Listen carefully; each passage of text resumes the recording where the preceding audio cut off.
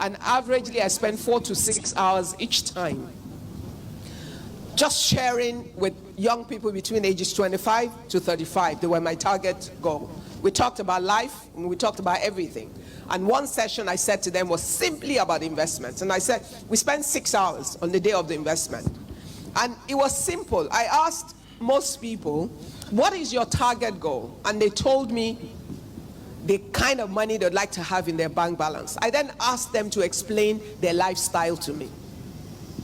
And in the midst of their lifestyle, I found them the money. Because it was easy to show them that they were already richer than they aspired to be. But they didn't have that kind of money or that kind of balance, because within their lifestyle, they were consuming their future wealth. And you see, when Yoruba people say that, that 20 children cannot play together for 20 years, what they really mean is at the stage of childhood, you're literally all the same. Secondary school, your peers, whatever advantage you have over the next person is not because of you. Maybe your father has, your mother has, that's not yours. That's somebody else's wealth. Because your father could die without giving you a dime. Or he could die and you find out that he was living on borrowed money. Or maybe you go and marry and you think your husband has money. Then soon enough you find out that he doesn't have what he seems to have. What is really important is, what do you have control of? What is the cash flow that you can definitely say that this one, I am sure of it because of this?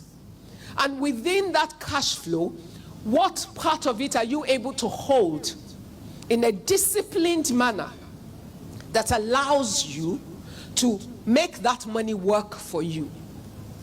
I always share this theory of sand and a block. How many people know it? A few that have taught over time. Your sand is the money you're gathering a little at a time. If it doesn't amount to much, it's sand. It means when the wind comes, it will scatter. If there's a flood, it will just totally disappear. But if you are consistent and you're disciplined, like the 3 women that were rewarded today, and over time you don't lose sight of your goal, and you stay with it long enough to have enough sand to mold a block, what you would have will no longer be sand. It will become a block. And the difference between a block and a sand is what? That when the wind comes and everything, the sand can scatter, but what happens to the block? Assuming this is your block, when you do this to the edge of the block, what do you have in your hand? Good, smart girls. Until you have molded the block that will generate the sand, you don't consume your sand. Because the sand will scatter. But you need the block that will continue to yield you sand. And the only way you do that is that you're disciplined, you're determined, you're dedicated to your goal.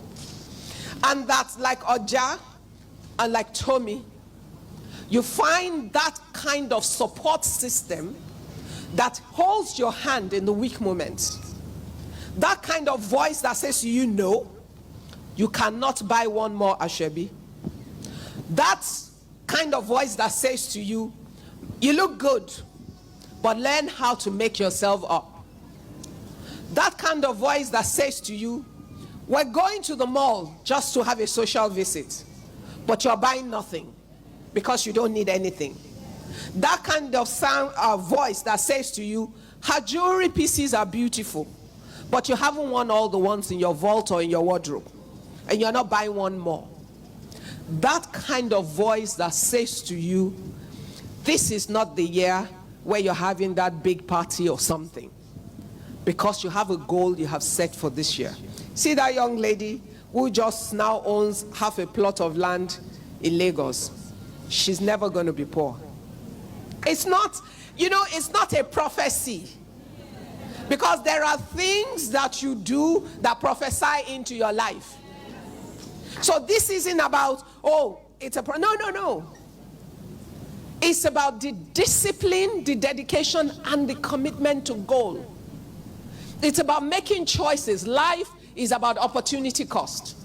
For everything you do, there's something else you have chosen not to do. For everything you have, there's something else you have chosen not to have. For everything you do now, you have chosen to defer something else.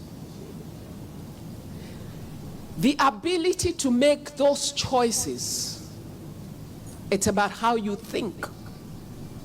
It's about what you value. It's about what you consider important. It's about where you have chosen to go to. And many people choose to go to great places but never get there, simply because though they say, they do not do. The saying is cheap, the doing is tough. And you don't get things you need or you want from saying, you only achieve them in the doing. And in being able to do, you must set up a system of actions and activities around you daily. It was why we had the panel on the daily habits of people who want to build sustainable wealth. It's about the things you do every single day.